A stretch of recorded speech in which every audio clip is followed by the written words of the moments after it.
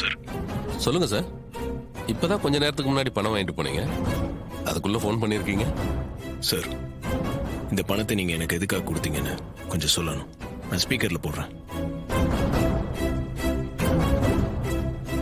ஏன் இப்படி திடீர்னு கேக்குறீங்க?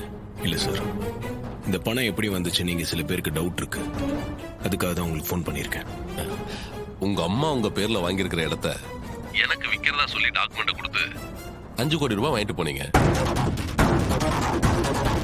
தீபாவளி முடிஞ்சதும் அந்த இடத்த என் பேருக்கு ரெஜிஸ்டர் பண்ணதா சொன்னீங்க.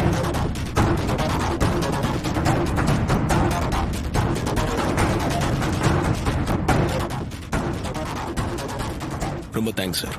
நான் உங்களை திரும்ப கூப்பிடுறேன். Okay sir. ஏய், இப்போ உன் சந்தேகம் தீந்துருச்சா? எப்ப பாரு மாப்பிள்ள மேல சந்தேகப்படுறதே உனக்கு வேலையா போயிடுச்சு. மாப்பிள்ள ஒரு இக்கட்டான சூழ்நிலையில எவ்வளவு பெரிய ஹெல்ப் பண்ணிருக்காரு, அதை நினைச்சு சந்தோஷப்படு.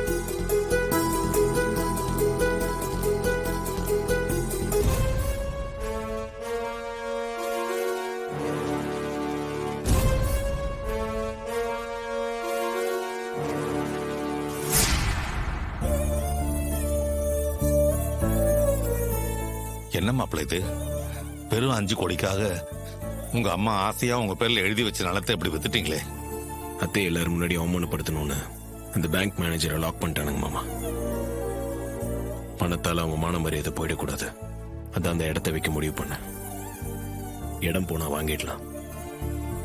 மாப்பிள்ள, உங்களை நினைச்சா எனக்கு ரொம்ப பெருமையா இருக்கு மாப்பிள்ள. நீங்க இந்த வீட்டுக்கு மருமகனா வந்தது நாங்க செஞ்ச பாக்கியம்.